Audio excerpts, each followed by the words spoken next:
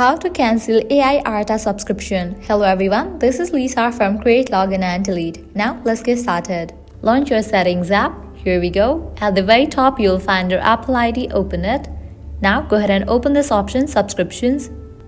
In this page you will be able to find different sections. Under active subscription you will find the option of AI ARTA. You have to click on it. With that you'll get the option of cancel subscription. Clicking on that option you will get the pop-up confirm cancellation. Click on confirm. With that you have just cancelled subscription for your AI ARTA account.